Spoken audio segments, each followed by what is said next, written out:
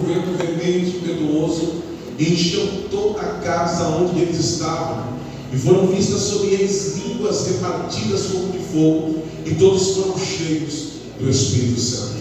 É interessante nós observarmos que dois homens, que agora no capítulo 3, que são estes Pedro e João, que agora estão exercendo o apostolado deixado por Jesus, eles estão subindo ao templo para orar, porque os judeus eles oram pelo menos no mínimo 3 vezes ao dia, e essa oração da hora nona é a oração das 3 horas da tarde. É interessante que estes homens que receberam o poder do capítulo 2, agora no capítulo 3, estando cheio, eles estão indo no templo glorificar, exaltar e prestar um culto ao Senhor. Porque aqui eu já abro um parênteses e começo a dizer algo da parte de Deus para nós. Porque quanto mais cheio de Deus eu estou, mais perto do templo eu me encontro. Quanto mais perto, mais cheio de Deus eu estou, mais perto da casa, do templo eu quero estar. Porque me desculpe a sinceridade, tem muita gente que diz: eu estou tão cheio que hoje eu vou cultuar em casa. Para com isso. Quanto mais cheio, mais perto da casa. Quanto mais cheio de Deus, mais perto da casa de Deus. Pedro e João estão cheios. Eles estão subindo ao templo a hora da oração. Mas quando eu pego o Pedro e quando eu pego o João e vamos estudar a biografia de Pedro e a biografia de João, nós vamos denotar um certo contraste. Porque se nós pegarmos Pedro, e se não me falha a memória, da última vez que eu estive aqui, eu preguei sobre Pedro na prisão em Atos 12. Oh, glória a Deus! Então nós vamos pegar Pedro e nós vamos entender que dentre os 4 temperamentos que existem, colérico, sanguíneo, fleumático e melancólico, Pedro ele é sanguíneo. Eu não sei se você conhece alguém sanguíneo, mas o sanguíneo é aquele ou aquela que não leva desaforo para casa. Ele sempre vai ter palavras para te retrucar, porque ele sempre tem aquilo para responder você na ponta da língua. Pedro ele era sanguíneo. Pedro ele tinha problemas comportamentais. Passou prova na Bíblia que Pedro era sanguíneo. A Bíblia diz que quando, glória a Deus, os malfeitores, em Mateus capítulo 26, verso 51, os malfeitores vieram prender Jesus, Pedro ele vai tirar uma espada da manhinha, vai cortar a orelha de um soldado por nome de Malco. Jesus pega a orelha de Malco e fala: não, Pedro, calma, Pedro, o que vai acontecer, Pedrão, já está escrito por meu Pai. Porque se eu quisesse, Pedro, eu rogaria ao Pai, e o Pai enviaria aqui no mínimo 12 legiões de anjos. Então segura as pontas aí, porque o que vai acontecer já está escrito por meu Pai. Olha que interessante, Pedro tinha problemas comportamentais. Pedro ele era bipolar. Olha que o irmão de Pedro era bipolar. Está muito fraco, diga: Pedro era bipolar. Pastor, como assim Pedro era bipolar? A Bíblia diz que em Mateus capítulo 16, verso 13, Jesus vai perguntar para os discípulos assim: quem dizes que eu sou? Aí um levanta a mão e vai dizer: estão dizendo que o Senhor é Elias. O outro vai dizer: não, estão dizendo que o Senhor é João Batista. O outro vai dizer: não, estão dizendo que o Senhor é um profeta qualquer. Pedro levanta a mão e diz: posso falar, Jesus? Jesus fala: está com oportunidade, Pedro, pode falar. Pedro diz: tu és o Cristo, Filho do Deus vivo. Jesus olha para Pedro e diz: Pedro, tu disseste bem, porque quem tomou a tua boca agora não foi nem a carne nem o sangue, mas foi o meu Pai que está no céu. E Jesus vai liberar a palavra: Pedro, e tu és Pedro. Pedro vem de Pétrios no original, pedra pequena, fragmento tirado da rocha. Tu és Pedro, e ele vai liberar: e sobre esta pedra eu vou edificar eu e a minha igreja, e as portas do inferno não prevalecerão contra ela. Mas estuda uma coisa: há um certo perigo nesse texto, porque se nós pegarmos algumas teologias paralelas, nós vamos observar que tem algumas pessoas que afirmam, quando Jesus fala assim: tu és Pedro, e sobre esta pedra eu edificarei a minha igreja. Tem pessoas que afirmam que a igreja foi firmada em Pedro. Só que vem cá, se a igreja tivesse sido firmada em Pedro, a igreja não teria enfrentado martírio, a igreja não teria enfrentado o Coliseu, a igreja não teria enfrentado açoites, a a igreja não teria enfrentado a prisão, a igreja não teria enfrentado as calúnias. Por quê? Porque Pedro, ele é comedor de arroz com feijão. Pedro, quando algo está firmado no homem, porque o homem é variável, o homem dá uma palavra agora, mas já ele volta atrás com a palavra. Mas a Bíblia diz que Deus não, a Bíblia diz que passa o céu, passa a terra, mas as palavras do Senhor não andam de se passar. A Bíblia diz, Jesus está dizendo: eu sou mesmo ontem, hoje e serás e sereis eternamente. Entenda uma coisa, a igreja nunca foi firmada no homem. Quando Jesus está dizendo, e sobre esta pedra eu edificarei a minha igreja, Jesus está dizendo sobre a tua afirmação, porque Pedro afirmou que tu és o Cristo, tu és o Cristo, tu és o Cristo. Então a igreja não está firmada em homem, a igreja está firmada em Cristo. Lá vai o recado do diabo nessa noite. Sabe por que a igreja não fecha? Sabe por que o diabo se levanta e ainda tem João do Prado adorando o Senhor? Porque Cristo é a base consolidadora da igreja. Pega na mão de alguém nessa noite, eu estou sentindo Deus aqui. Chacoalha ela. Fala para ele: sabe por que teu casamento não acabou ainda? Porque Cristo ainda está sendo a base. Sabe por que teu ministério não acabou ainda? Porque Cristo ainda é a base do ministério. O negócio é quando o homem vai caminhar sozinho. O negócio é quando a mulher vai caminhar sozinho. Mas quando o homem de Deus, a mulher de Deus, entrega o controle na mão de Deus, ele descansa. Porque Cristo, ele é o provedor e o mantenedor. Glória a Deus. Em contrapartida, João, ou melhor, deixa eu falar aqui. Por que Pedro ele era bipolar? Porque Mateus 16, verso 13, ele está dizendo que Jesus é o Cristo. Mas em Mateus 16, verso 23, perceba que a questão só de 10 versículos. Pedro, ele vai ser usado pelo diabo. Pedro era aquele que ora era usado por Deus, ora era usado pelo diabo. Porque me desculpe a sinceridade, porque não adianta dizer que fala em línguas aqui dentro, que marcha, rodovia, se abrir brecha, o diabo usa lá fora. Olha para alguém nessa noite e fala para ele: você pode ser usado por Deus aqui dentro. Fala para ele. Mas se der brecha lá fora, o diabo te usa também. Então eu vim pregar nessa noite dizendo: fecha a brecha, ser usado só por Deus. Seja um instrumento só na mão de Deus. Não deixe esse negócio de variar, hora Deus usa, hora o diabo usa. Porque Deus está dizendo: eu quero só, eu quero você exclusividade minha. Eu quero que você seja um canal de bênção só na minha mão, Pedro. Só na minha mão. Glória a Deus. Pedro tinha problemas comportamentais. Isso eu vou falar mais aqui.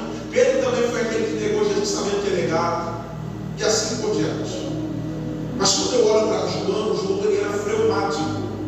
Dentre os 4 temperamentos, João era fleumático. E fleumático é mais sensível, é mais delicado.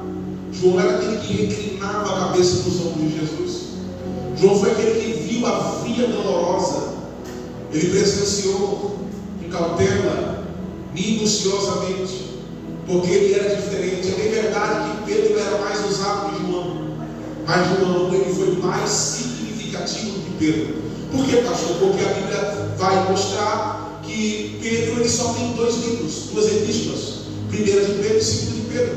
Agora João, mesmo sendo menos usado, ele vai escrever a biografia de Jesus, que é o Evangelho de Jesus, segundo escreveu mesmo João. Depois ele vai escrever 3 livros: 1ª epístola de João, 2ª epístola de João, 3ª epístola de João, e ainda ele vai escrever de quebra o livro escatológico, que é o livro do Apocalipse. Pastor, o que você quer dizer com tudo isso? Que eu dei toda essa volta só para dizer algo para você. Pega na mão de alguém nessa noite e fala para ele: eles eram diferentes, mas no capítulo 13 eles estão subindo juntos. Pronto, o irmão fala: eles eram diferentes, mas estão subindo juntos. Mais uma vez, diga: eles eram diferentes, mas estão subindo juntos. Agora, olha bem na bola branca, amarela, vermelha do olho desse irmão aí, não sei como é que está o negócio. Fala assim para ele: porque o propósito que me une a você é muito maior do que a diferença que nos separa. Porque lá fora você pode ter gostos diferentes. Um aqui come carne, o outro não é muito adepto à carne. Um aqui gosta de uma carne mais bem passada, outra mal passada. Um aqui gosta de dormir de um jeito, outro de outro. Tem que dormir virado de um jeito primeiro, depois para virar de outro. Mas entende uma coisa, quando a gente entrou da porta para dentro, a diferença desapareceu. E cresceu para quê? O propósito. O propósito é um só. Lá fora um é vendedor, o outro é advogado, o outro é juiz, o outro trabalha com isso, aquilo, outro. Mas quando pisa na porta para dentro, diminui as diferenças e cresce o propósito. E deixa eu lembrar que Deus também, o diabo não tem poder como a igreja, que está no só propósito. É por isso que o diabo muitas vezes tenta colocar e similar divisão no meio do corpo de Cristo, porque uma igreja dividida, o diabo, ele tem por presa fácil. Mas Deus está dizendo nessa noite, se alguma pessoa nessa noite entrou aqui no mesmo propósito de adorar a Deus, Deus está dizendo, a minha mão está voltada neste lugar, e eu verão trabalhar na essência. Pega na mão desse crente, pega na mão dele, chacoalha ele, fala para ele, se porventura havia alguma barreira entre eu e você, fala, o diabo vai ser envergonhado agora, porque o lugar de igreja, o lugar de crente na igreja não é lugar de divisão. Igreja não é lugar de união. Igreja é lugar de união. Igreja é lugar de unidade. Todo mundo no seu propósito, todo mundo no seu amor, todo mundo numa só fé, clamando ao Rei dos Reis, Senhor dos Senhores. E Deus está dizendo, mediante a unidade do meu povo, eu vou enviar uma bênção poderosa nesta sexta-feira. A unidade da igreja move a mão de Deus ao nosso favor. Quando a igreja está junto, porque não quer dizer que você está no mesmo lugar que a pessoa está no mesmo propósito. Estar no mesmo ambiente não significa estar no mesmo propósito. Tem pessoas que são casadas, ó, mas o negócio não anda porque não está no mesmo propósito. Um quer financiar a casa, o outro quer comprar um tênis de R$1.000. E o negócio vai andar, não anda, porque não tem propósito. Aí fica aquela queda de braço, o negócio vai. Por quê? Porque não está no mesmo propósito. Olha para o teu irmão, fala, não quer? Fala para ele assim, ó, está no mesmo ambiente. Fala para ele. Não, está muito fraco para sexta-feira, amanhã é sábado. Eu vou trabalhar, mas amanhã é sábado. Olha para ele e fala assim, está no mesmo ambiente não significa estar no mesmo propósito. Fala, mas nessa noite o meu propósito é adorar. Pergunta qual que é o meu, qual que é o seu? Fala, o meu é adorar, qual que é o seu aqui nessa noite?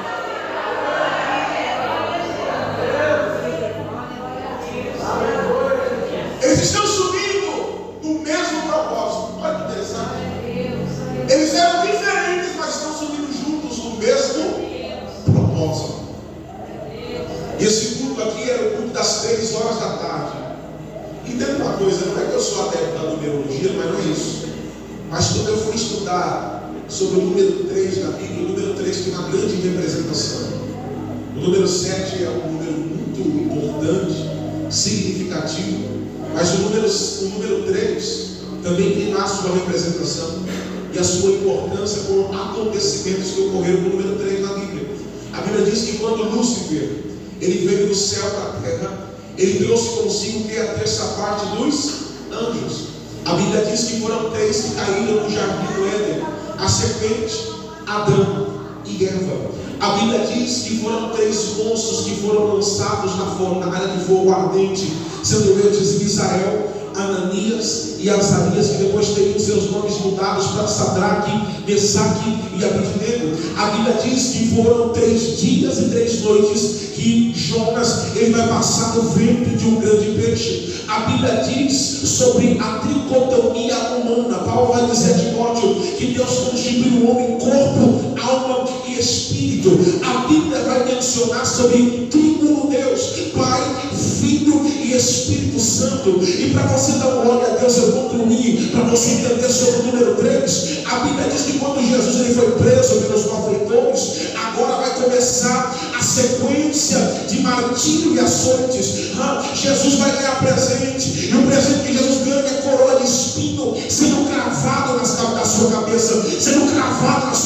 hoje. Jesus, ele vai ser pregado às suas mãos, vai ter os teus pés pregados também. Jesus vai dizer na cruz do Calvário: ó, Eli, lama sabachthani, Deus meu, por que me desamparastes? Mas depois ele entende, ele vai dizer: olha, tetelestai, que o hebraico quer dizer está consumado. Quando Jesus dá o último suspiro na cruz do Calvário, a Bíblia diz que o véu do templo se rasga, aquilo que só o sacerdote podia fazer, agora eu e você, nós temos livre acesso para fazer.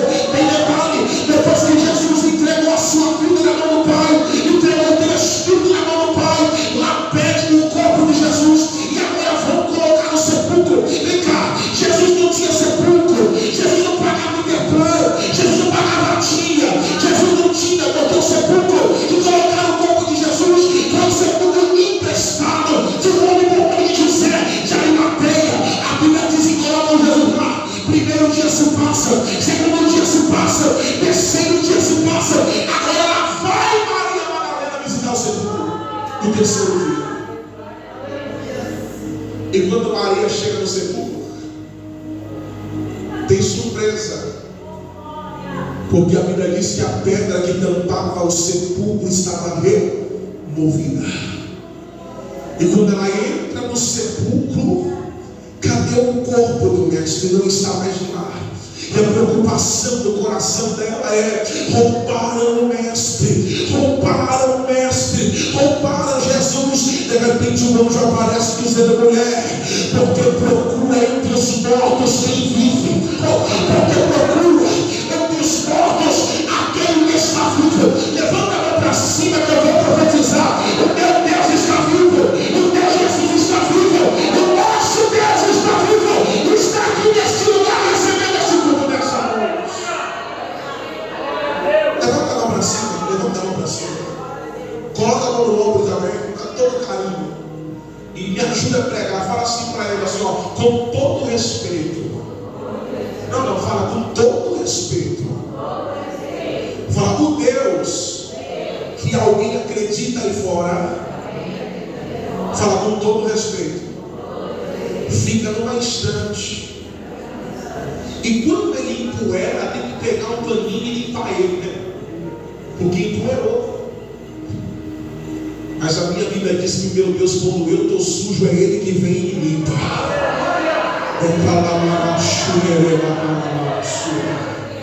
O Deus que alguém acredita, com todo respeito aí fora, ele está numa estante. Se você chacoalhar a estante, é perigoso ele tombar pelo meio e cair no chão e quebrar. Mas a Bíblia diz que o meu Deus, quando eu caio, ele me toma pela mão direita e me levanta. Olha para alguém e diga: Jesus está vivo. Fala para ele: Jesus está vivo. Fala para ele: Jesus está vivo. E eu estou sentindo ele aqui nessa sexta-feira de milagre.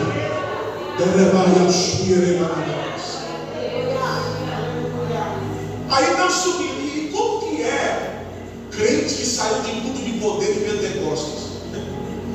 Eles estão entristecidos? Não. Eles estão cabisbaixos? Não, os meninos estão. Olha para o teu irmão e fala: os meninos estão cheios. Glória! Uma coisa é pregar vazio, outra coisa é pregar cheio. Deus! Uma coisa é cantar vazio, outra coisa é cantar cheio. Os meninos estão cheios até a tampa.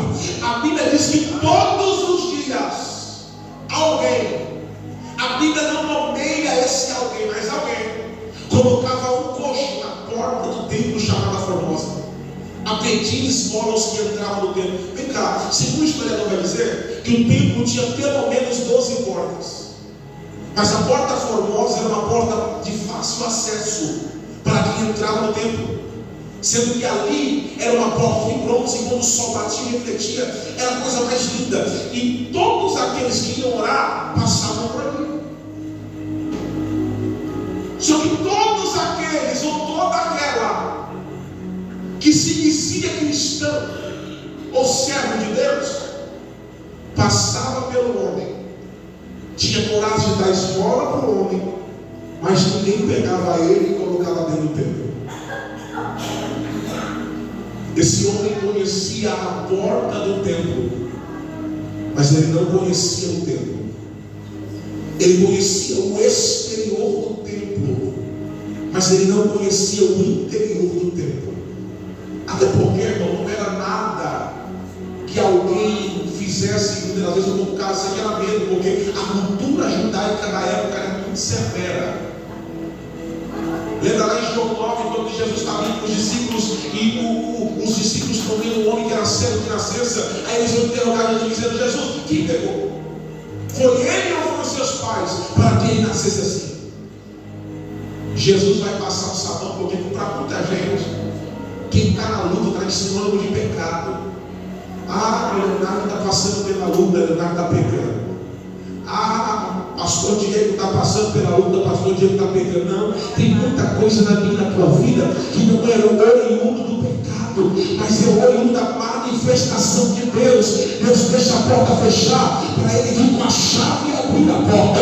Deus deixa a enfermidade chegar para você conhecer o Deus da cura. Deus deixa o negócio ficar um pouco complicado para você conhecer o Deus que pode prover. Quando tudo estiver, ele vem e tem a contramão e dá a última sentença sobre a nossa vida.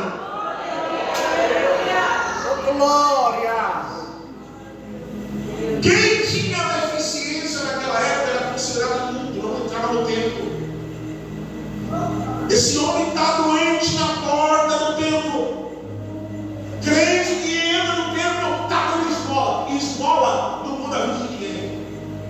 Esmola é cala a boca para alguém permanecer na situação que se encontra. Olha para alguém e fala para ele: esmola é cala a boca para alguém permanecer na situação em que se encontra.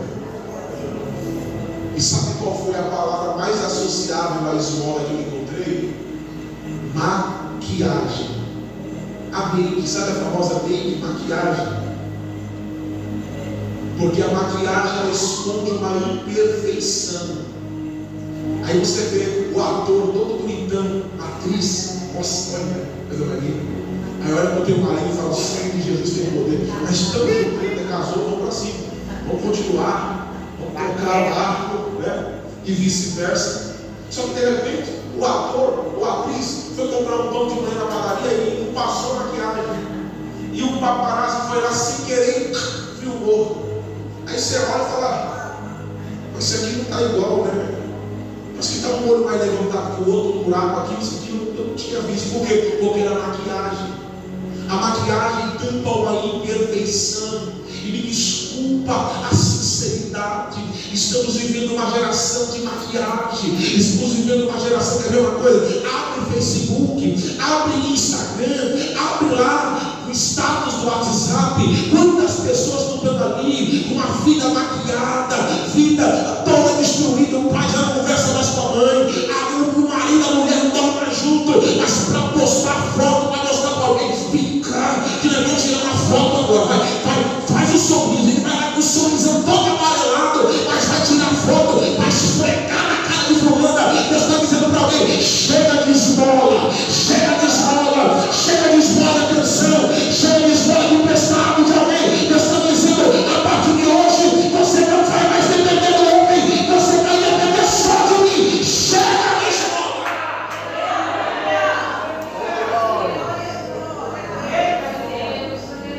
O rapaz caminhou uma semana inteira. Ele não tem nada contra ovo, porque ovo é bom, né? Ovo emagrece. Glória! Ovo é proteína. Mas quando ele compra meio quilo de carne no final de semana, ele fica até distribuindo a churrasqueira para um pedaço lá, outro lá. Aí ele posta, dando play no final de semana. Porque ele quer o quê? Que todos pensam que todos os dias é daquela forma. Ninguém posta quando aqui não acontece isso, porque todo mundo é dizimista, fiel e ofertante. Mas o rapaz vai lá cortar a água, o cara acabou de cortar a água, tá ligado na mão. Você fala: vem cá, vamos tirar uma foto agora. Você cortou? Então vai tirar uma foto. Vai dar um sorriso. Aí você posta lá: Rodrigo, o nome do cara. Isso aqui é o meu filho X, Rodrigo, às 2h59, acabou de cortar minha água. Vai, dá um X, Rodrigo. Ninguém faz. Porque isso não é golpe. Isso não eleva o ego.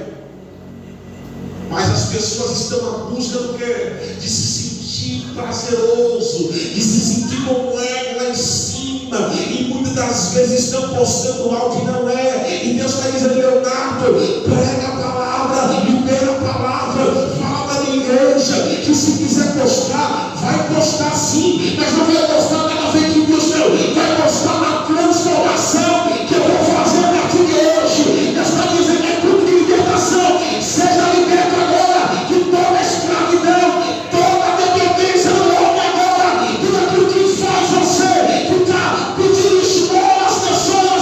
Deus está dizendo: a esmola é passageira, você nem esmola agora, como de comer, que eu já tenho fome de novo, não tem mais esmola. Mas Deus está dizendo: o que eu vou fazer não é aumentando toda a esmola, o que eu vou fazer vai me abençoar a última trombeta. Pega na mão de alguém nessa noite, pega.